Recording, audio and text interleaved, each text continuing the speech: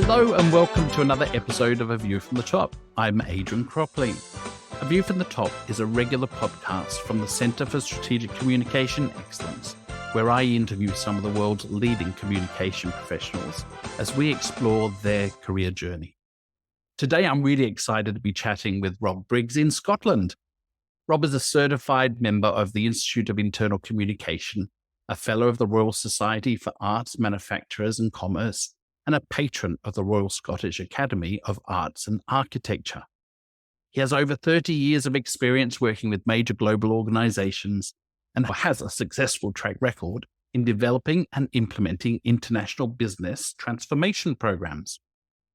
Not only is he an author, with his latest publication being on organization trust, culture, context, and communication in the IABC Guide for Practical Business Communication, he recently co-founded and is director of Greystone Gallery, a brand new art destination in Edinburgh. Rob is also a past regional chair of IABC, which is where I met Rob, and it seems to be an eternity ago. Rob, welcome. Thanks, Adrian, and thank you for the glowing introduction. And to tell you what, I hate using words like an eternity ago, but it seems like a long time since we caught up last. Geez, I can't remember exactly when it was, but I know that occasionally you, when I was based in London, you would be passing through on business or on social matters. And for me, it's always a pleasure.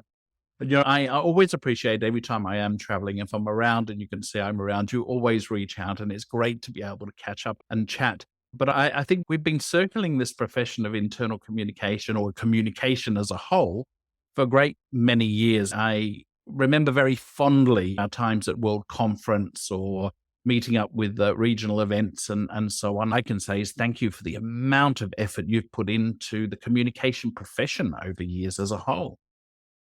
Thank you. No, I appreciate that, Adrian. It has been quite a lot, but I would say that I've learned a lot, partly from experienced professionals such as yourself and partly from people who've been acting as mentors for me. The thing that I would like to commend the profession on is the degree to which the people I've met have been so willing to share their skills, their knowledge, their experience, and their love for the craft that we do. It's a very giving profession, I must admit. It was, you feel like there's a sense of home and comfort and nurturing when you're around communication professionals. And I'm not sure whether it's because we're often challenged with the same issues within organizations, but certainly you don't feel alone and you feel like there's a real gift in the community, don't you? Oh, absolutely. And I moved out to do a job and we'll come back to this, I'm sure. I moved out to do a job in Amsterdam in the Netherlands many years ago. And I didn't know very many people. And I was fortunate enough to be a member of IABC at the time and found out there wasn't a functioning chapter in the Netherlands at that point in time. So I thought, why not set one up? I can build an instant group of friends. And what better way of doing that, as you were talking about nurturing, than by holding a cheese and wine evening? Went from strength to strength after that.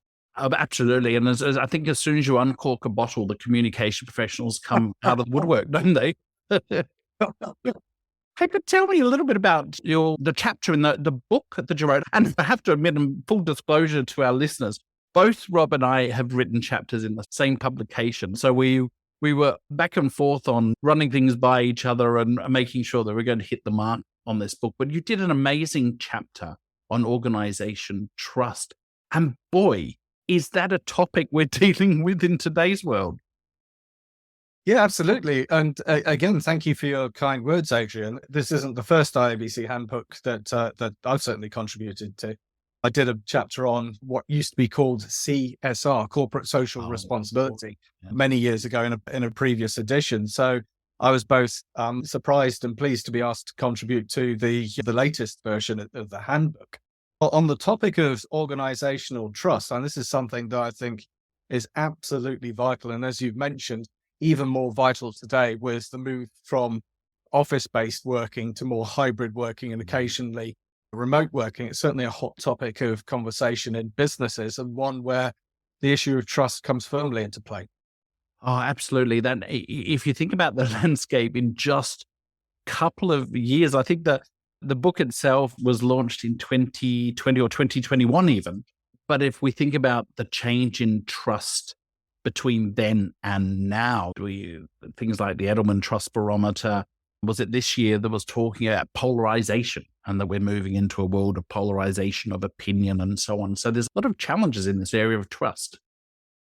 Yeah, and I would say that a lot of them are facilitated and enabled by social media, whether it's public social media or internal social media within organizations. And the reason I say facilitated and not caused by is because these types of channels are echo chambers. Yeah. They're ones that respond to the views that we like to hear. And within those environments, there becomes a degree, I would say, of groupthink. I'm going to sign up to channels that facilitate my interest. So if I'm interested in cats and dogs at work and there's an internal social channel, maybe on Slack or another type of social media, then I'm going to be interested in that. I'm going to sign into that and I'm going to share stories about things that I like. That's an innocuous example. There are obviously many more examples, particularly with Twitter/X, with TikTok and concerns around security, with the areas that people go to express their political opinions, but those political opinions are then reflected back to them. So I think there's a need from a trust perspective to be not to be wary, but to be aware of the messaging and the context that is running through these channels. That's as they're used. I think there's a bigger point to be made about how much time we spend actually talking to each other face to face as humans. And boy, do we need that face-to-face contact. And has that challenged us over these last few years big time, I think. But what we'll do is we should unpack this and we'll talk a little bit more about that in our podcast of Vantage Point, which we'll talk to a little bit later. But I really want to explore your career. It's a 30-year career. So where did it all start for you? What were some of the early jobs in your career? Yeah, I think I'd go back slightly before the jobs and say it started in the library and that I was interested in reading and writing. And when I was a kid, you literally could not keep me out of the local library. I was there every week bringing more and more books home to read across a wide spectrum of interests. I just devoured whatever knowledge I could find. And then when I was at school, I became editor of the formal school magazine and also editor of the informal school magazine. So I learned at an early stage how to present differing opinions. But in terms of jobs, it was a difficult time when I graduated, which was about 1992. So like you say, quite a while ago. And I ended up working in insurance, just doing a temporary job. And somebody posted a notice on a wall saying, and this wasn't really that computerized at the time, write us a side of A4 paper explaining what should be our new internal editor. So I did. And they hired me for that position. So I got my start through writing a letter saying, please give me a job. Oh, how cool is that? That's a story that you could absolutely share over and over again. Were you in that position where you really didn't know what it is that you wanted to do as you left school, but then you fell into this? Obviously, the calling was there, but you fell into this early work. It's a good point. I think it still echoes today that I'm not sure I see an easy route into communications, particularly employee communications. I'd say this is something that is much better represented in academia in the United States, and there's more opportunities there, more developed industry. From a European perspective, it all grew out of the societies of what were then called industrial editors. So it's not an easy path to take, and it is one that you tend to fall into rather than anything else. And yes, I was employed by initially in my early career by marketing departments to write newsletters, internal newsletters and client magazines. That really did. I had some great managers who were mentors to me at the time and showed me the ropes. It was a very fortunate introduction. I did take a slight segue into providing financial advice, which quite frankly, in a sales environment of that kind, I wasn't the best. Let's put it that way. I moved swiftly, realizing I was better off at writing things than trying to persuade people to take mortgages and insurance. Yeah, the numbers often allude to the communication professionals, right? It's where the passion is. And obviously the passion for you was in words early in the career. And that's where a lot of internal communication professionals started out, even today, we're seeing internal comms people coming from the media side, from journalists and so on, and they're making that step into internal comms. So what were some of the jobs you did early in the piece, and how did that then evolve into, I'm going to call you one of the pioneers of internal communication, because you and I share that same era of internal comms sat within the marketing department and basically wrote the newsletter. But then it evolved. So how did that evolve for you? It evolved in a couple of ways. One was in terms of the breadth of what you were required to do from a media production perspective. So it evolved from purely writing to understanding more about the business and what the business was trying to do, to try and get that context across initially as one-way push communications into more when the concept of engagement was coming through, particularly in HR channels, and HR got more human resources, got more interested in how potentially they could influence colleagues in terms of what they wanted them to know, what they wanted them to feel, and what they wanted them to do. So this is something that interested me, particularly as it started to delve more into the realms of both actual business needs and also psychology as well. For me, this manifested in asking the question that has annoyed my mother for the past 50 plus years, which is why? Then repeated right? On numerous occasions. It's also something that's benefited my academic career as well, because I studied philosophy for my first degree, which encouraged me to go around asking people why. And Yes. it would tell me to shut up. It's really funny that psychology was coming into this really early. And I bet you're really glad you studied psychology the more you moved in your career, because I noticed change is a big element to your career as well. Yeah, absolutely. Yeah, and that got more and more prevalent and more useful as I went along. I did a master's degree in change management, change communications and reputation management back in the early 2000s. And a big part of that was what was then called industrial psychology, what we know as occupational psychology today. Again, this was whetting my appetite for understanding why people did things in a certain way. The communications element of that, to bring it back in a bit, the communications element of that is not just understanding the why, but how you can influence what type of behavior is happening in an organization. Now, this is where you start to tread into ethical considerations about, are you using your powers for good or for ill? That really depends, I think, on the ethics of the organization and what the communicator is charged with influencing. Tell you what, when you speak about that, it really resonates with me when you look at the context of today's world. And I think we probably should have been asking these ethical questions much earlier. I did an interview actually with one of our previous guests, Fadi Ramsey, around this whole issue of social media. When social media came along, communication professionals were a little bit late in adopting, and we really should have been upfront to ask some of those questions. Why? So we know we can do it, but why should we? And what is the outcome that we want to get from that? And are we saying the right things, and are we communicating in the right way? Because now we're in this world that has created this polarization, and a lot of it is through misinformation and pure disinformation, which has really created this. So it's interesting as we explore that. But what's some of the roles that you did that really progressed your career? I'd say one of the earlier highlights was the time that I spent as a communications consultant with a company called Mercer. I was part of their communications practice, Mercer HR Consulting. And I think the benefit that I got from that, one of the biggest benefits I got from that, was understanding how to work with clients rather than being purely internal within an organization, understanding more about what the client was looking for, and then how I could bring to bear the resources of the organization or the consulting practice in order to support the client to meet their needs. In this case, it was pensions and benefits.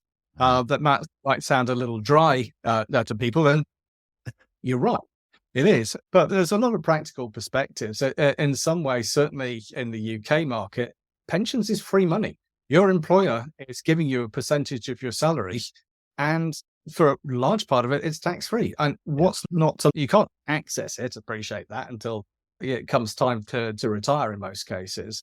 But you're getting free money. And it was sometimes unusual that colleagues in different organizations didn't understand what they were getting or what the particular benefit was to them, because the time horizon was too far away and it was a complex subject. So helping organizations, helping employees to better understand that. But for myself, through my career, getting a better understanding of how to talk to clients and also how to understand their language. So understanding the language of business, understanding what matters to them, being respectful for that, and also being able to hold those conversations so you start to form a bond with different people.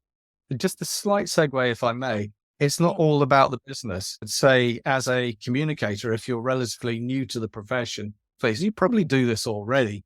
Read broadly across a range of different topics so that whoever you come across, if you can tap into their passion, if you can understand more about what they're interested in on a personal level, you'll be able to build more trust with that person. Might sound a little cynical, but it's enjoyable.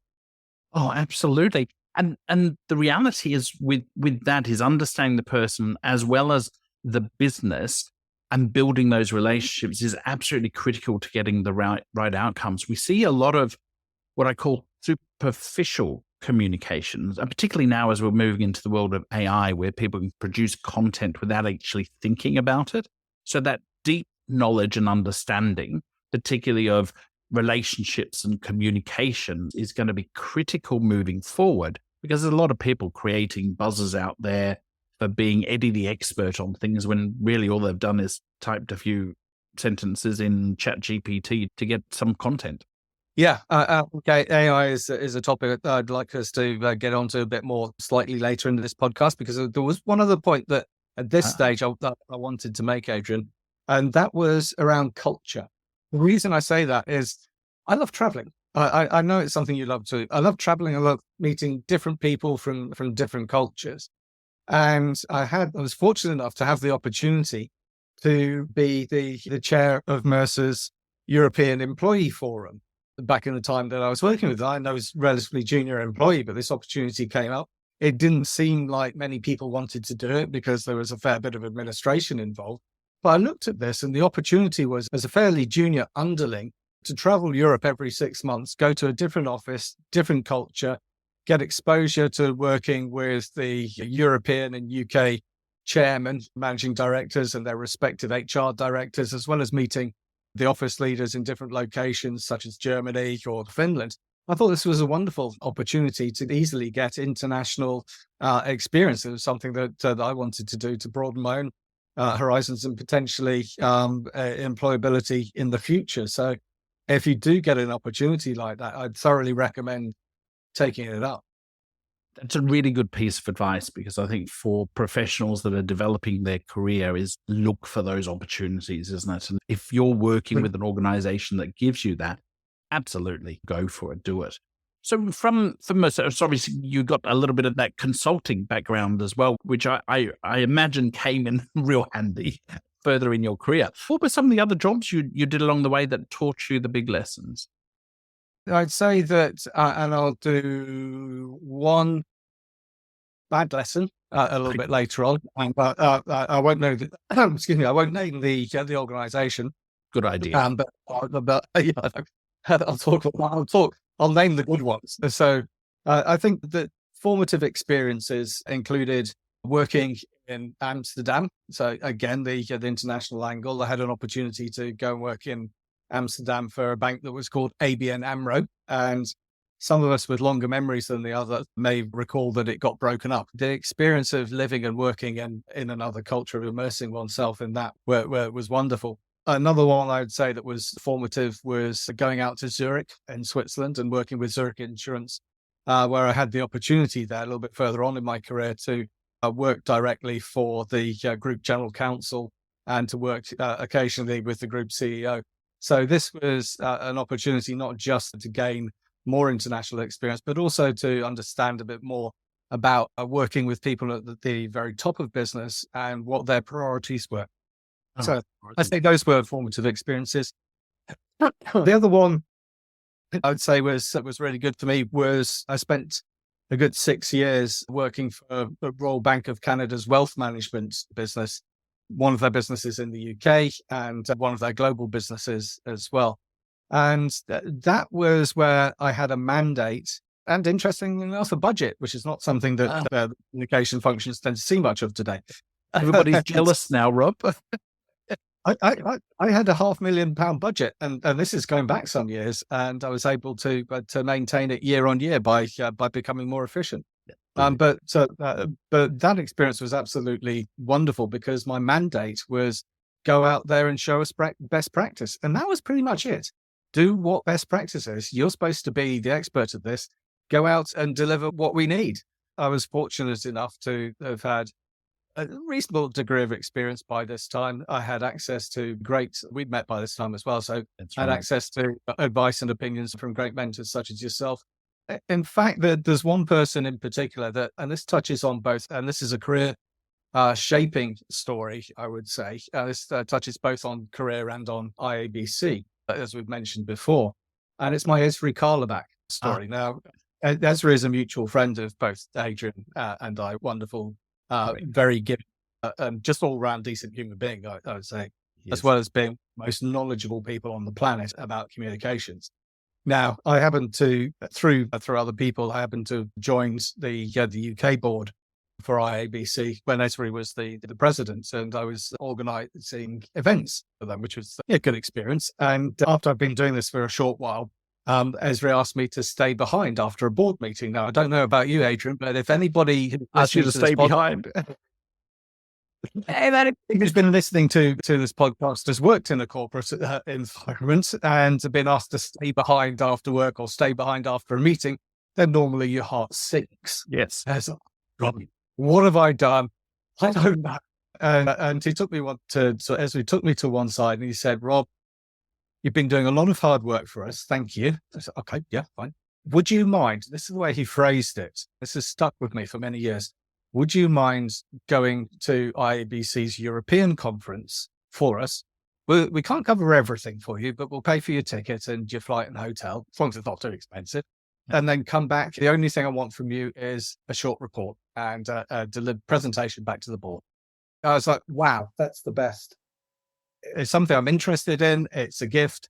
It's the best thing that anybody's done for me in my career to this date. So thank you, Esri. And what I learned from that, I say, was humility, not personally per se, but the power of humility. Yes. And the power of being nice to people as well. We don't have to be critical all the time. That energy that you get from that lovely relationship, that niceness, and you're right, you couldn't get a nicer guy, apart from yourself, of course, than Ezra. He is absolutely brilliant.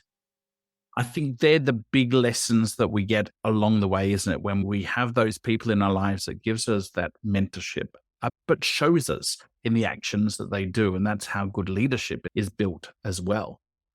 So from the Royal Bank of Canada, where did you go to next? What was the next part of your career journey? I had a number of different roles, and perhaps I'll touch on the not so nice example. Is that the not so nice example? So this is where I went to work for a very large global organization that was set up on a partnership structure. Now, I'm going to try and be quite discreet about this because, like I said, I don't want to open you up to potential litigation, Adrian. And then, I got a tough hide, Rob. Tough hide. What happened here was that when I interviewed for this particular role, it was a global role and required a team of 5, of whom 4 were in place. When I joined the organization, 2 of the 4 that were already there had been let go, and the remaining post plus the 2 missing posts were on a hiring freeze. So I was put in a situation where I had to basically work with 16 global partners for this organization and their respective 16 marketing directors. It turned out that, as you might imagine, this was an impossible task to fulfill with a relatively small team. And it got to the point where I was working 100-hour plus weeks. And this was seen as normal within this particular organization. But I don't know about you, but my health couldn't cope with that. No. I ended up in a situation where I wasn't producing my best work. I was getting very stressed. I was getting physically ill. And it came to the point after 6-7 months where I felt the need to resign from that position. Yeah. What did I learn from that? I'd say if you find yourself in a situation where you're not happy at your work, either try and change it, which I did try. And if that's not possible, your health isn't worth it. No. Go on one of Adrian's retreats. Yeah. Go to Bali. Come to Bali. Absolutely. Go to Bali. Do something that you can't be a work machine 24 hours a day. No. Take care of yourself. And if you find, and if you've tried your best to resolve a difficult situation at work and it's not soluble, make plans to move. It's not worth it.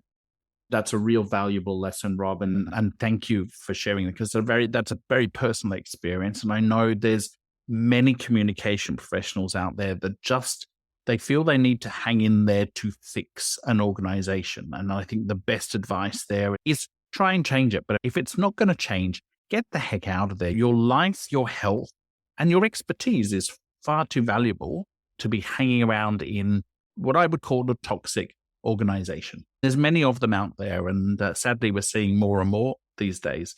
So thank you. That's a really good share, Rob, and a great lesson for you as well, going through the career. And it's funny, I'm sitting here and I'm almost, you get that melancholy feeling, because I know I've been there as well in my career. The best thing you can do is move on and get out, and you go, oh, actually, I am good at something. And as you start rebuilding your worth again, and it takes a little while to get back, doesn't it?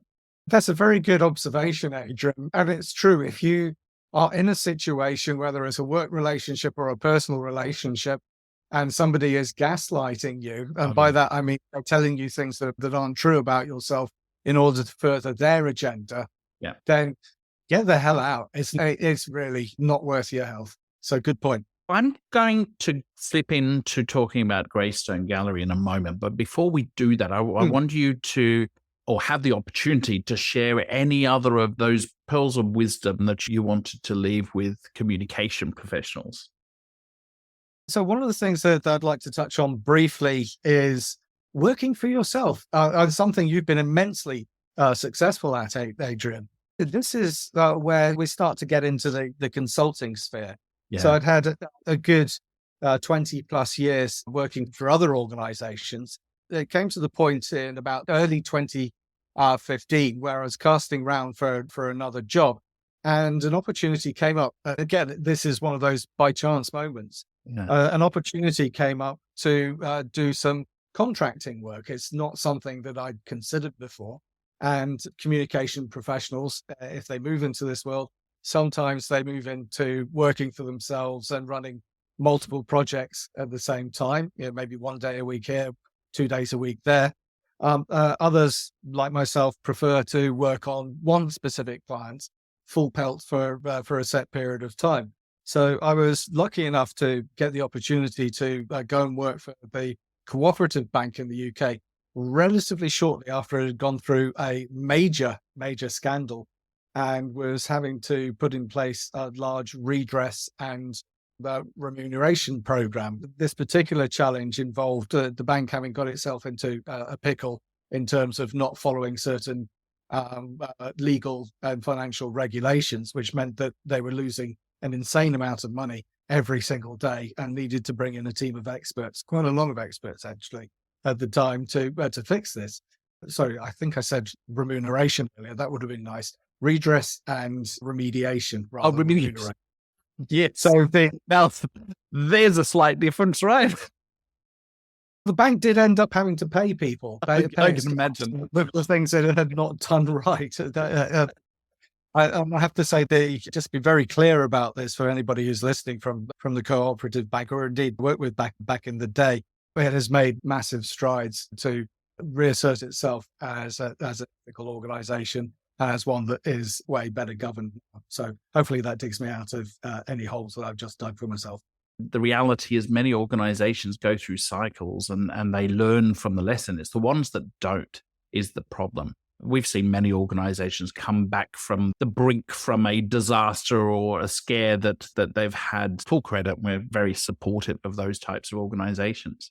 Yeah, and what I would say is that if you're going to move, if any communication colleagues are thinking about moving to working for themselves, certainly in the UK, the financial rewards can be substantially higher than working for an employer, but you trade that off because you have zero benefits other than ones that you pay for yourself. No Yes. holiday, no sick, no pension, no nothing, and your level of job security is way lower as well because you're a gun for hire. You're an expensive tech in this, and you're being brought in to share your knowledge and expertise for a limited period of time. One piece of advice that I would give colleagues thinking about doing this and setting up their own companies, etc., is you're not an employee. And I think it's very easy to get sucked into the company culture. And to a degree, it's necessary to understand that. But you can get the feeling, in my experience, that you're part of the company. And that's great if you're accepted to that point. But bear in mind, you're still contracting. You're still effectively working for yourself or an umbrella company or an agency, whatever it is. And don't forget that, because you are expendable. You are really expendable. Hopefully you won't get treated in that way. And I certainly haven't. I've been lucky in that respect. But if you can go in, if you can demonstrate your value, if you can deliver, and I think this is the important part, finding the right kind of balance between what you know and what you do, and demonstrating what you do is important. And this is something I really want to ram home. Demonstrating what you do is important. Make sure that you have got a way of influencing, or at least presenting to the people who are holding the purse strings, because also at the end of the day, they are controlling your contract. They're controlling what you're earning. They'll control your reputation to a degree, because you may need references from them in the future or work from them in the future as well. So make sure they fully understand what it is that you're delivering that helps to meet their business need, not just their communication need, but what's the business need that your role is helping them to deliver, and how can you demonstrate the value in that? Yeah, it's that whole return of the investment, isn't it? When we look at organizations that are bringing you in, they really want to get that return. And yes, you can develop those great relationships, but you really have to demonstrate that value. Fabulous advice, Rob. I'm going to have to ask you now, and switching gears entirely, Greystone Gallery, this is something you've set up with your wife, right? Yeah, that's correct. So my consulting business is called Greystone Communications, Grey being my middle name and Stone demonstrating a degree of solidity and reliability. At least that's how it sounds in my head. It does to me. Thank you. My wife, about 5 years ago, decided to change careers. She'd had a long career in fashion, textiles specifically, traveled the world, but got a little bit jaded by some of her more recent work in that field, and said to me, I'm fed up. I want to change careers. And I said, fine. What are you interested in? And she said, art. I said, great. What do you know about art? To which the response came, So I said, why don't you? And I was studying at Birkbeck College, University of London at the time. I said, this is an evening university, so you could maybe see if they've got a course you'd be interested in. So she enrolled on a history of art master's degree, thoroughly enjoyed it. Ended up doing some intern work at a place called the Whitechapel Gallery in East London, quite a prestigious public gallery. Thoroughly enjoyed that, volunteered for a bit more. And then when we moved up to Scotland, she managed to land a job as a gallery manager in a local suburban gallery. Whilst I think she found that challenging initially, she learned on the job and learned a huge amount about dealing with clients and dealing with artists. After a year or so of doing that, it was time for her really to strike up on her own. We set up a Greystone Gallery, and we moved into a lovely location, an area called Leith, to the north of Edinburgh. They're taking art on consignment from local artists, primarily focusing on Scottish artists, landscapes, cityscapes, some abstract work and things like that. And I have exciting news as well. Ooh. And you are the first, Adrian, you are the first for your listeners to hear this. We are on the move. We're going to be moving from our current location to a location that is more in the heart of Edinburgh. I can't give you all the details at this point in time because it's subject to lease negotiations. So my wife gets to run the gallery and talk to the artists, and I get to do the legal and operational stuff in the background, which kind of happens, I have to say, just in case my current employers are listening. This happens after working hours at the weekends for me. So we're doing some lease negotiations for a fabulous new site that was previously another gallery in a very upmarket part of town. So we are super excited to be able to share that. We're building a new website. We've got a new brand coming in. This is the stuff that I get to do on the side that I really enjoy. And look, that's a really good thing to end on. I'm going to share those links with our listeners, but it is about having things that you enjoy doing in your life. And obviously you do that with your consulting and the work that you do with your clients and the companies that you work with. But I think having that multiple layer to life it keeps you young, keeps you on top of things, and keeps you learning by the sounds of it, Rob. I never stop learning. I've just finished my third master's degree in creative writing, and my wife had said, "Stop, no more." No more. I said, "Oh, I want to do a doctorate." I said, "No, wait till you retire." So, that's right. That can be your pastime when you retire, is doing a doctorate. Exactly. We'll learn something first. Rob, it's been absolutely brilliant talking to you on A View from the Top. Thank you for joining me. Thank you, Adrian. Okay, and thanks to everyone for joining us on this episode of A View from the Top, and we look forward to connecting with you next time. Stay tuned for Rob's interview on Vantage Point, our member podcast, where he'll talk a lot about organisation trust and dive into that topic a little bit more. Take care, everyone. Goodbye.